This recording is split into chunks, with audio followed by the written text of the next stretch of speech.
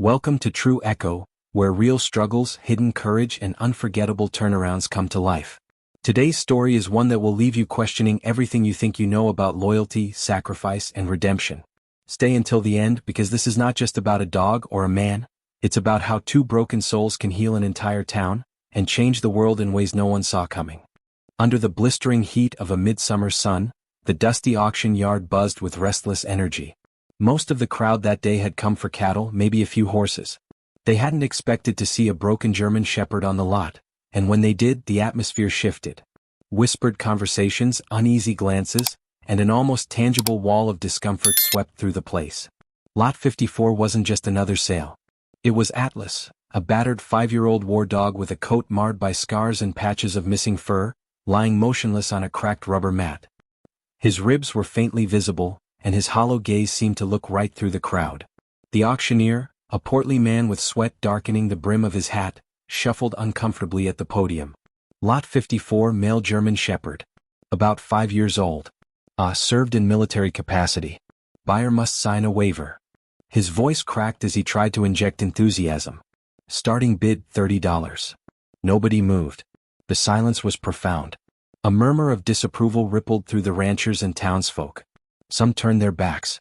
A few made quiet comments under their breath. Trouble dog, ought to put him down, no use to anyone now. From the back of the shed, Mt. Vaughn watched the scene unfold, a heavy knot growing in his stomach. He hadn't come here for this. He'd come for tractor parts, something mechanical, something simple. But the moment he'd glimpsed Atlas before the auction began, something old and broken inside him had recognized the same haunted look.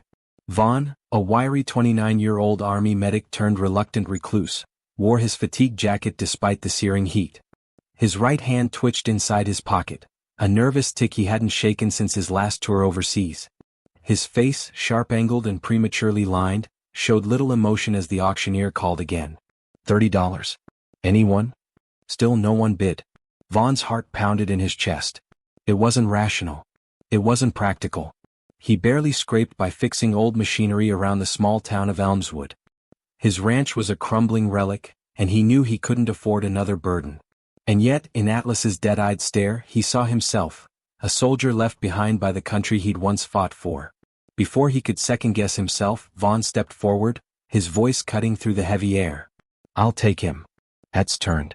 The auctioneer blinked, almost in disbelief. Going once, going twice. Sold to the gentleman in the army jacket. Vaughn moved toward the podium with legs that felt strangely unsteady. He signed the waivers without reading them, counting out 30 crumpled dollars from his wallet. The clerk, a weathered man with tobacco stains on his fingers, muttered under his breath, "You sure, son? No shame in backing out." "I'm sure," Vaughn said, forcing the words through a throat tight with emotion he couldn't name. They handed him the leash, thick, worn leather attached to a heavy-duty collar. A staff member, wearing gloves as thick as welding mitts, gave him a warning. "Careful. He snaps. Doesn't like touch." Vaughn crouched low to the ground, avoiding eye contact with the dog. "Hey buddy," he whispered. Atlas's ears flickered but he stayed rigid, frozen in a posture of despair. "We'll get through this," Vaughn promised, not sure if he was speaking to the dog or to himself. The drive home was an exercise in patience. Atlas refused to get into the truck bed, panicking at the wide-open space. Vaughn understood. He coaxed the dog into the front passenger seat instead, clearing away greasy tools and old coffee cups. Even then, Atlas pressed himself into the door, eyes never leaving Vaughn, every muscle tight and trembling. The battered pickup rattled down the rural roads, kicking up clouds of dust that danced in the rearview mirror. Vaughn kept glancing sideways, speaking in a low, even tone. "You're safe now, Atlas. I don't know what they did to you, but you're not alone anymore." He wasn't sure if the dog understood, but when they pulled into the driveway of the old Vaughn family ranch, a sagging house surrounded by overgrown prairie, Atlas let out a low whine that sounded almost like a sigh. The property had seen better days. The barn was half collapsed, the fencing sagged, and the paint peeled from the house in curling strips. Vaughn's chest tightened as he killed the engine.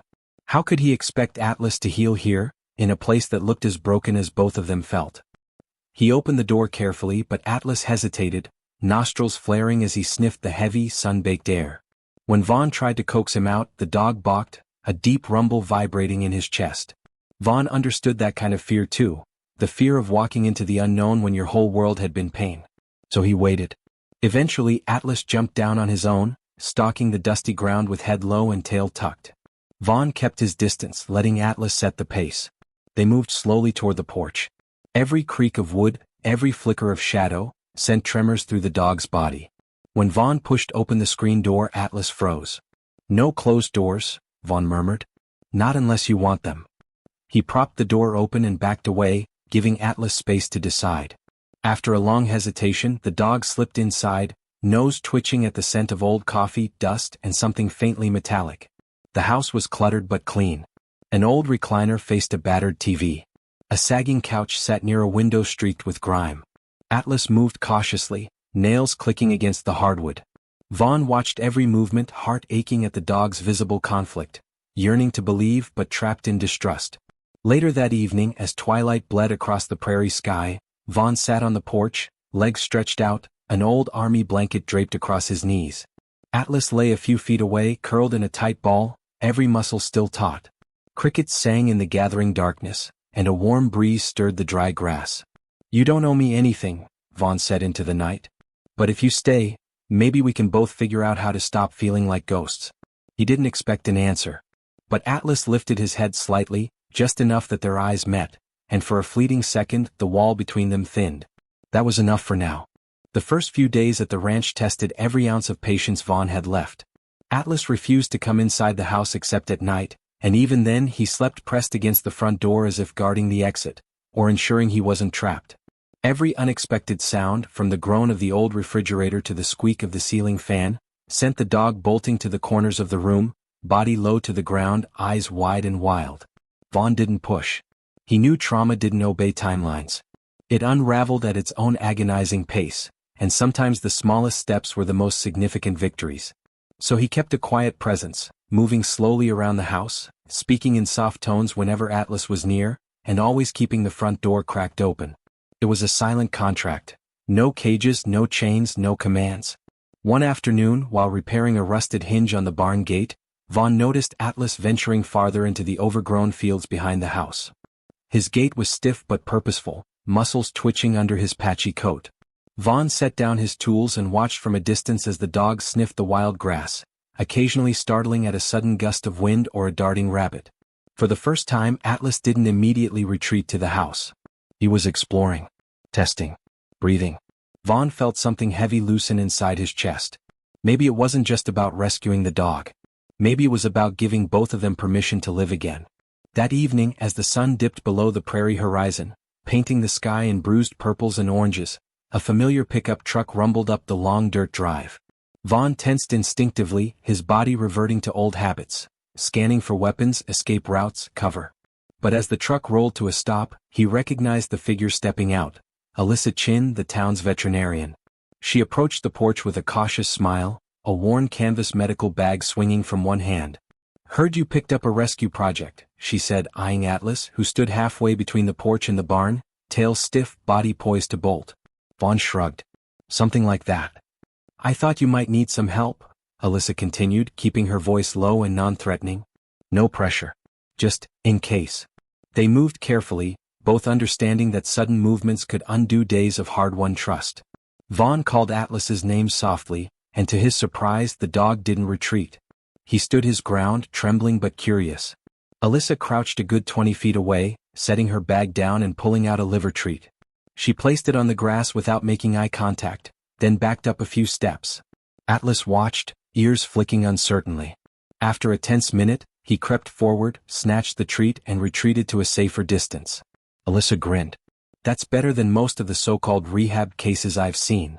Over the next hour she coached Vaughn on basic desensitization techniques. How to let Atlas set the pace, how to reward curiosity without overwhelming him, how to slowly rebuild a shattered foundation of trust. "It's not just about obedience," she said, watching Atlas with a critical eye. "It's about giving him a reason to believe again." As dusk deepened into night, Alyssa prepared to leave. She glanced back at Vaughn, her expression serious. "I can file for access to his military records under the War Dog Adoption Act," she offered. "It might take weeks, maybe months.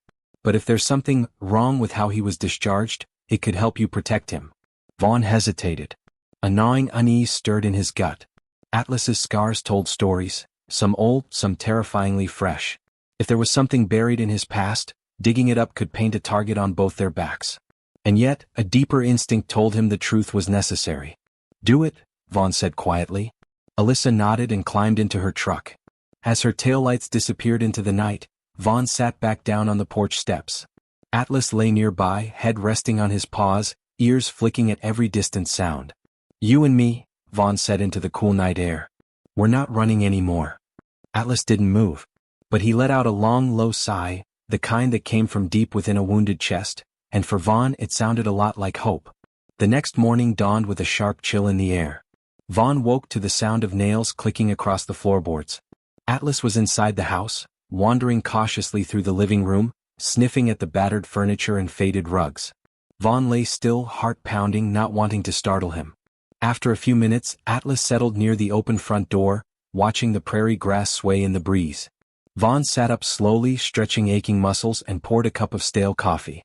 He sipped in silence, letting the normalcy seep into the edges of their fractured lives. Around noon, a battered SUV rolled up the driveway. Vaughn's stomach dropped.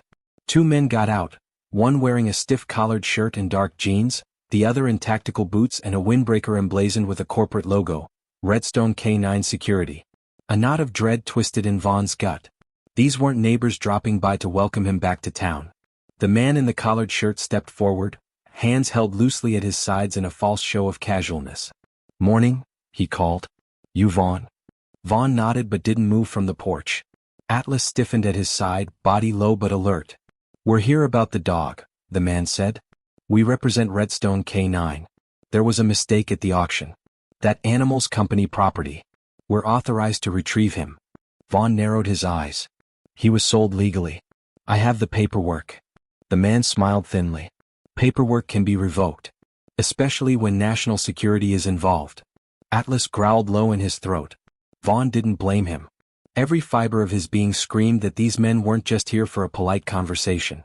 "I'm not giving him up," Vaughn said flatly. The second man, the one with tactical boots, shifted his stance slightly, the subtle body language of someone trained for violence. The man in the shirt shrugged. "Suit yourself. We'll be in touch." They climbed back into the SUV and kicked up a plume of dust as they sped down the drive. Vaughn watched them go, jaw clenched, heart hammering in his chest. He knew, with a certainty that turned his blood cold, that this wasn't over. Those men would be back. And next time they wouldn't come asking nicely. He looked down at Atlas, who stared back with eyes full of an understanding that went far beyond simple instinct. "We'll be ready," Vaughn promised. "Whatever it takes." The wind shifted, carrying the scent of rain on the horizon. Vaughn stood slowly, feeling the weight of the future pressing down on him. He had saved Atlas from the auction block, but the real battle was only just beginning.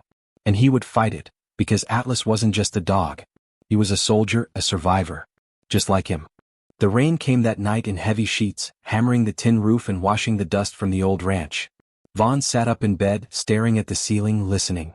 Every creak of the house, every gust of wind against the shutters set his nerves alight. His body was wound tight, ready to spring at the slightest threat. Atlas lay by the door, his scarred body tense, ears flicking at every crack of thunder. He hadn't made a sound, but Vaughn could see the tremors that ran through him, the memories that a storm like this could dredge up. They were both caught in a war that had never really ended. Vaughn swung his legs over the side of the bed and padded quietly to the kitchen. He poured a mug of water, his hand trembling just enough that he had to grip the cup with both hands. As he stood there, staring out at the soaked fields, he felt Atlas come up behind him, his wet nose nudging lightly against Vaughn's hip. He looked down, heart tightening. "You're not the only one who can't sleep when it rains, buddy," he murmured. Atlas's gaze was steady, unblinking, as if he understood every word. They stayed like that for a long moment, two battered souls leaning against each other without shame. By morning, the storm had passed, leaving behind a landscape of glistening mud and battered grass. Vaughn made a decision. He couldn't just sit and wait for Redstone to come to him. He needed help, the kind that didn't wear corporate logos or carry guns under their jackets. He called Alyssa first. She answered on the second ring. "How bad is it?" she asked immediately. "They came to the house," Vaughn said. "Claimed Atlas was their property. Threatened national security." A low curse hissed through the phone. "I'm coming over," she said without hesitation. An hour later she pulled up in her battered vet truck, carrying not just her medical bag, but a laptop and a stack of folders. Vaughn met her at the porch, Atlas at his side. Inside, they spread everything out on the kitchen table. Alyssa had already started the paperwork to officially register Atlas as a rescue under state animal welfare laws, a move that would give Vaughn a thin but vital layer of legal protection. It's not bulletproof, she warned, flipping through forms. But it's a start. If Redstone tries anything heavy-handed, they'll have to answer to the county sheriff. As if summoned by name, Vaughn's phone buzzed with a text from Sheriff Tanner Wilcox. Got wind from town council that Redstone's been sniffing around. Watch your six. Call if you need backup. Vaughn showed the text to Alyssa. She grimaced. They're not backing off. No, Vaughn said. They're doubling down. They worked through the afternoon, filing official adoption papers, gathering character references from the local community, even drafting a petition should it come to that. Vaughn hated the bureaucracy, but he understood its necessity. This wasn't just about fighting with fists anymore. It was about fighting smart. As evening fell and the sky turned bruised purple with the threat of another storm, a battered pickup rattled into the driveway. Jesse Kroger hopped out, the teenage boy practically vibrating with excitement. Mr. Vaughn, he called. Heard at the feed store you might need help. Vaughn blinked in surprise. With what? With anything, Jesse said, grinning. Word's getting around about what you're up against. Folks around here, they don't like the idea of some big city suits coming in and pushing people around. Especially not someone like you. Vaughn swallowed hard against the lump rising in his throat. He wasn't used to being anyone's cause. But Jesse's earnestness was impossible to ignore. And the idea of having an extra pair of hands around the place, even part-time, was tempting. You know anything about fence repair? Vaughn asked. Jesse shrugged. I can learn. Vaughn chuckled under his breath. Fair enough. They spent the rest of the evening patching the sagging perimeter fences, Jesse hammering away with the boundless energy of youth while Vaughn and Alyssa coordinated where repairs were most urgent. Atlas followed at a cautious distance, occasionally sniffing the air when the hammering stopped, his gaze never straying far from Vaughn. At one point, Jesse leaned on the fence and looked at the dog. He's not like any dog I've ever seen, he said quietly. Vaughn nodded. He's not like any dog I've ever met either. Nightfall brought exhaustion, but also a fragile thread of hope. The town was rallying. Friends, real friends, were stepping forward. Vaughn wasn't alone in this fight. He sat on the porch as the stars came out, sipping lukewarm coffee and watching the night settle over the land. Atlas lay sprawled beside him, chin resting on Vaughn's boot. For a long time neither of them moved. They simply breathed, existing together in the stillness. Then Vaughn said, almost to himself, "They're going to come harder next time."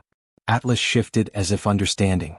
Vaughn reached down, his fingers brushing lightly through the coarse fur along Atlas's back. "But so will we."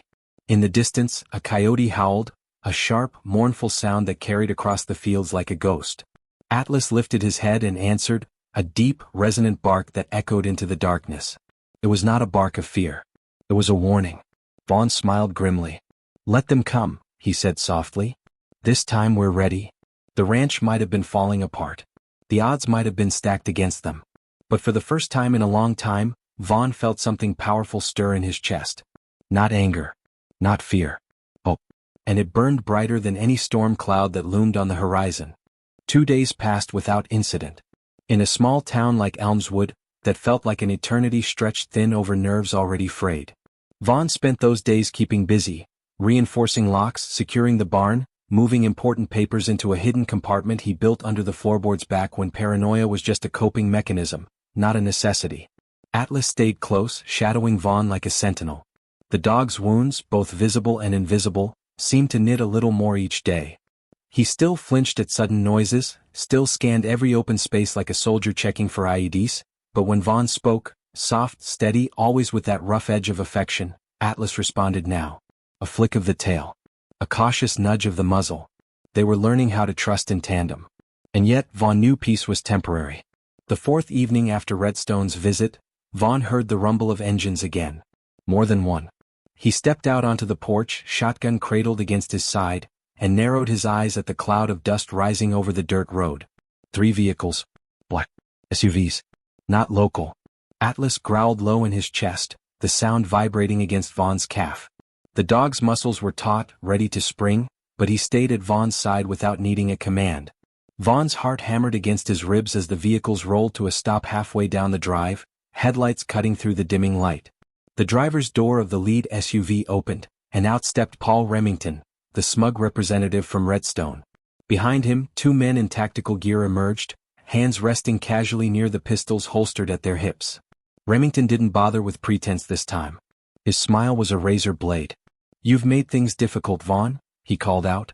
Vaughn shifted his stance, keeping the shotgun angled casually across his body but ready. "You're trespassing," Vaughn said, voice flat. Remington took a few steps closer, boots crunching against gravel. "We're here for company property. One way or another." Atlas pressed closer to Vaughn, his body vibrating with the need to act. "You had your chance," Vaughn said. "He's mine now. Legally. Morally. Any way that matters." Remington's smile widened, but it didn't reach his eyes. "Morals don't pay legal fees." He snapped his fingers.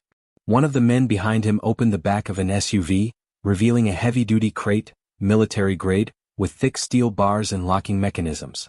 The sight of it made Vaughn's stomach churn. It wasn't a kennel. It was a prison. "You're not taking him," Vaughn said, low and dangerous. Remington's gaze hardened. "You think the law's going to save you? We own half the lawyers in this county. The sheriff's a nice man, but small-town badges don't scare us." The sun was sinking fast now, casting long blood-red shadows across the land. Vaughn made a choice. He set the shotgun carefully against the porch rail, then stepped down into the dirt. Empty-handed. Vulnerable on purpose. Atlas stiffened but didn't move. Vaughn walked slowly toward Remington until they were 10 feet apart, close enough to see the fine sheen of sweat on the man's brow. "You ever serve?" Vaughn asked quietly. Remington's mouth twitched. "I didn't need to." "Of course not," Vaughn said. "People like you use others to fight your battles. Dogs. Soldiers. Doesn't matter. As long as someone else bleeds." Remington's jaw clenched. "You broke him," Vaughn said, voice rising. "You chewed him up and spit him out. You think you can come back and claim what's left?" Atlas crept forward a few paces, tail stiff, shoulders low, muscles bunching. Remington's men shifted uneasily, hands drifting closer to their weapons. "If you make a move," Vaughn said, "you'll answer to every news outlet already watching. You think no one's paying attention? Think again." Remington's sneer faltered for a fraction of a second. "You're bluffing," he snapped. But he wasn't. Because Miriam Fletcher's article had gone viral overnight. Animal rights organizations, veterans groups, even a few sympathetic politicians. The whole country had seen Atlas's story, had seen the scars, had seen the betrayal. If anything happened now, it wouldn't be a cleanup operation for Redstone. It would be a public execution. Remington saw it too, the calculus flashing behind his eyes. He cursed under his breath and waved his men back. "This isn't over," he said. "Not by a long shot." Then they turned, slammed the SUVs into reverse and roared back down the drive, kicking up dust and gravel. Vaughn stood there long after they were gone, heart pounding so hard he could barely think. Atlas bumped his head lightly against Vaughn's hip. "You did good, boy," Vaughn whispered. They were safe. For now. But Vaughn knew it was only a matter of time before Redstone made another move. Something bigger.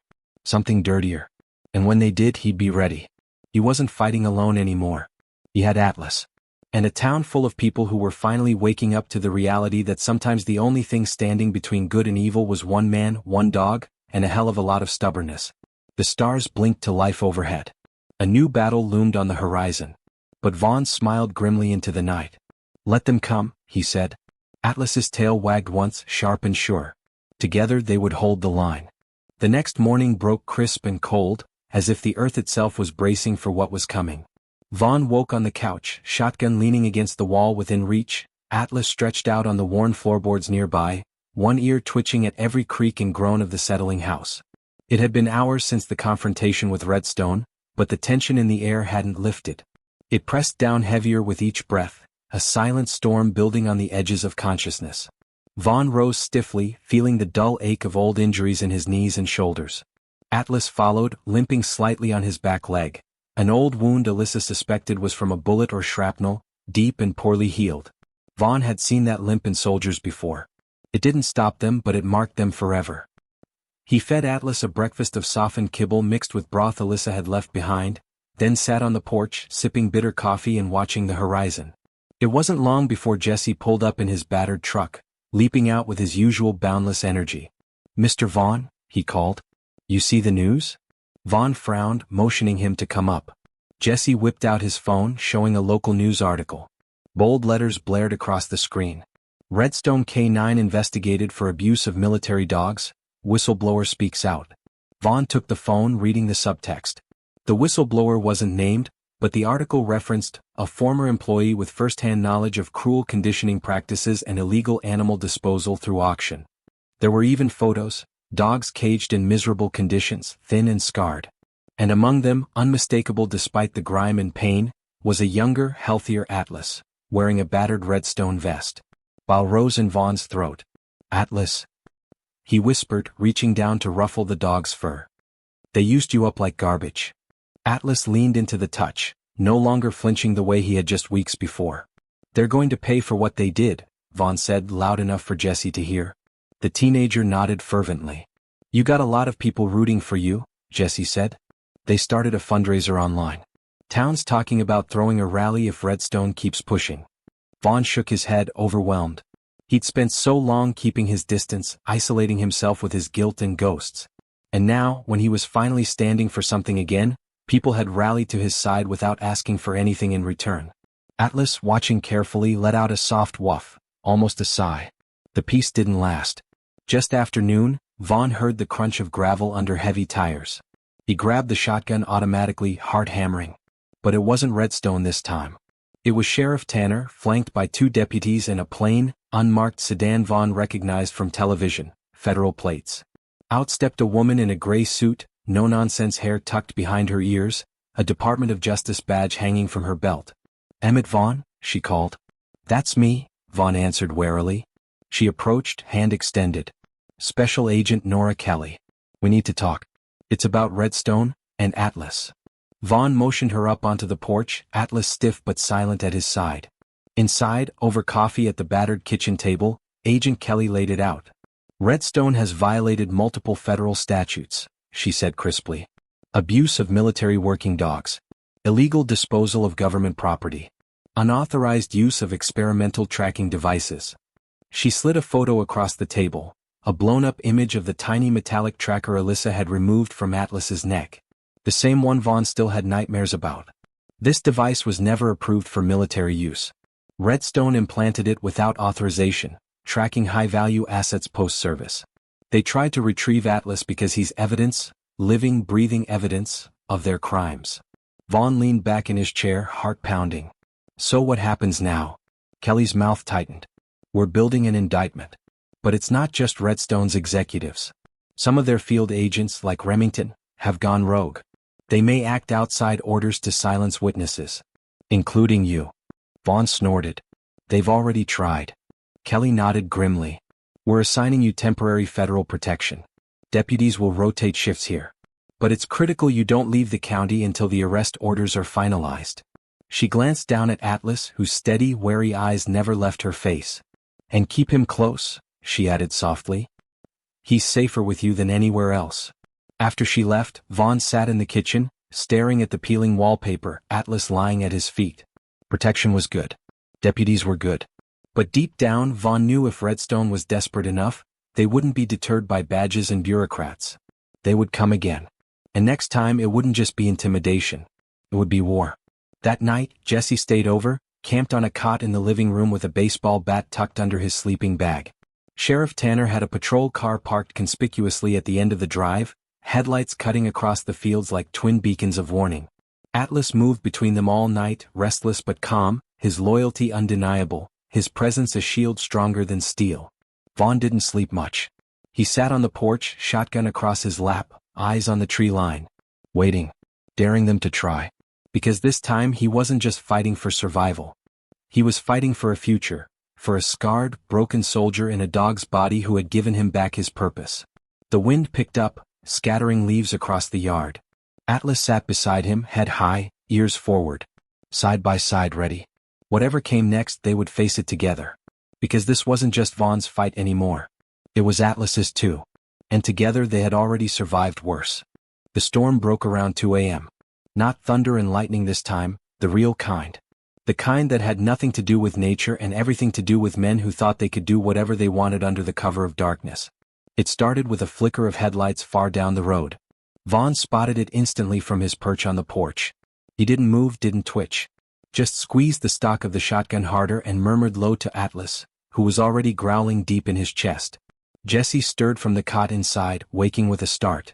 Vaughn gave a quick hand signal through the open door. Stay down, stay quiet. Jesse nodded, slipping off the cot and crouching low, a baseball bat clutched tight. The patrol car stationed at the drive's entrance didn't stir. Vaughn's gut twisted. They disabled it somehow.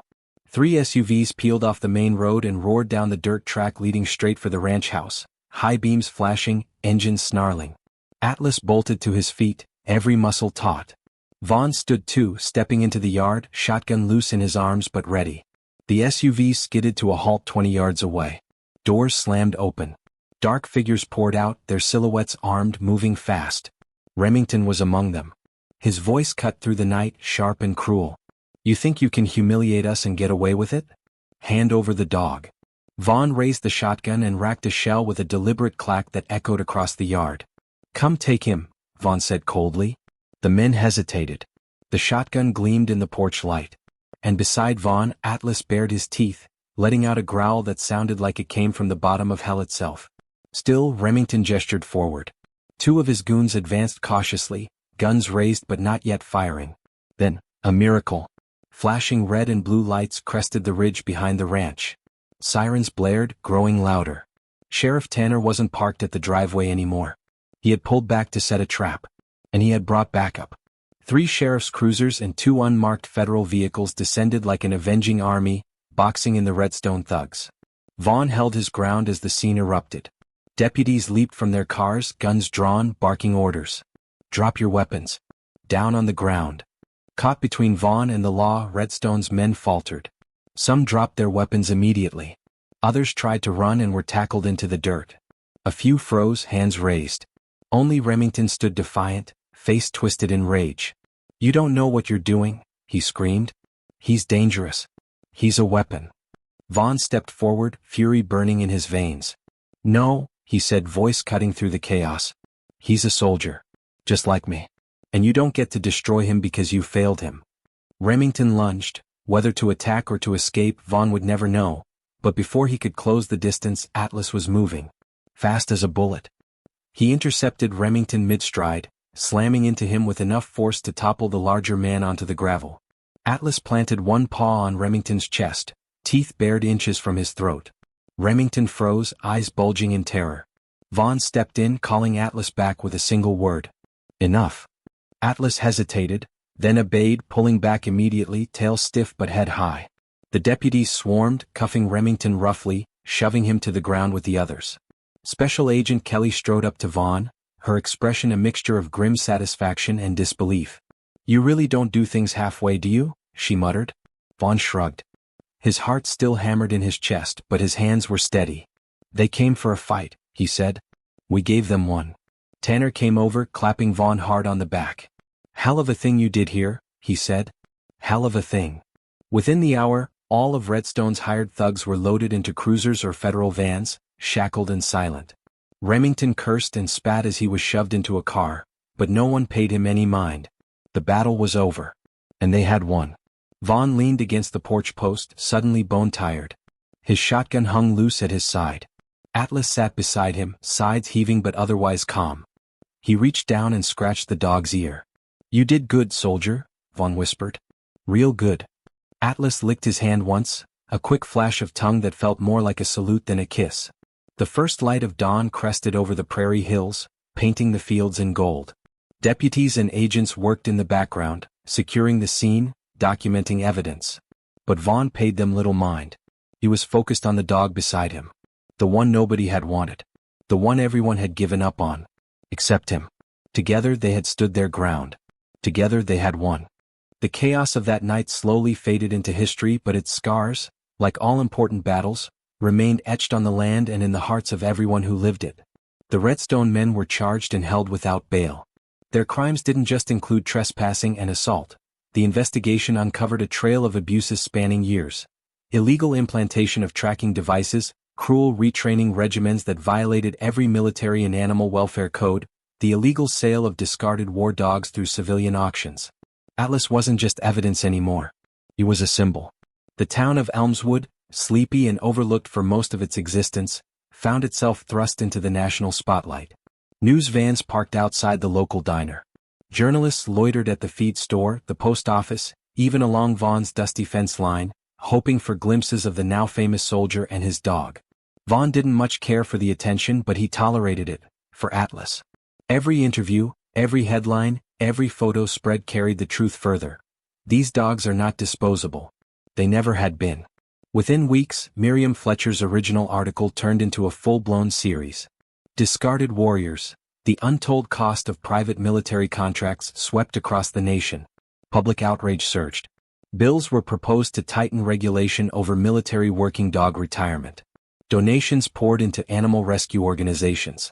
Through it all, Vaughn stayed rooted on his little patch of dirt, repairing his fences, rebuilding his barn with Jesse's help, fixing what had been broken, both in the land and inside himself. Atlas never strayed far. There were still rough nights. Thunderstorms could send the dog pacing, trembling, hiding under the porch. Sometimes passing trucks backfiring on the highway made him lunge toward the windows, hackles raised. But he always came back to Vaughn, always sought his presence for comfort. Trust, Vaughn realized, wasn't a singular event. It was 1,000 small choices made every day. And Atlas was choosing him, again and again. One bright Saturday, the town organized a ceremony. Vaughn hadn't wanted it, hated the idea of standing in front of crowds, but Jesse and Alyssa insisted. "You don't get to hide," Alyssa had said, jabbing him with a mock glare. "You fought for him. Now let people say thank you." So Vaughn put on a clean shirt and brushed the dust off his boots. He even found the old army medic pin he kept tucked away in a drawer and pinned it to his collar. The town square was packed. Banners fluttered. Kids waved little American flags.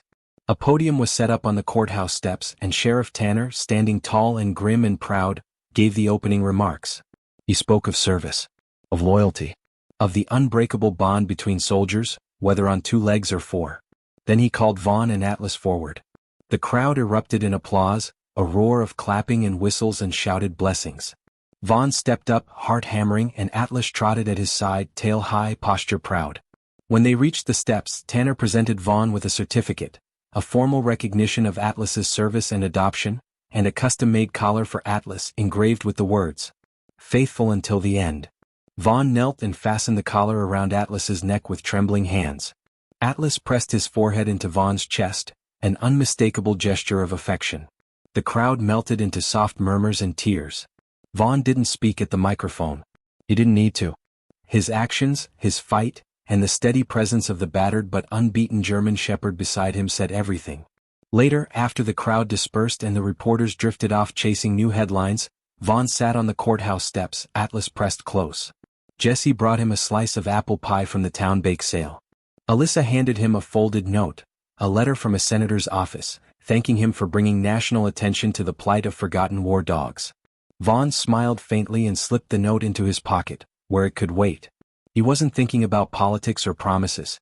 He was thinking about how far they'd come. From that dusty, broken auction house to here, under a wide, endless sky, surrounded by people who cared, Atlas dozing contentedly against his side.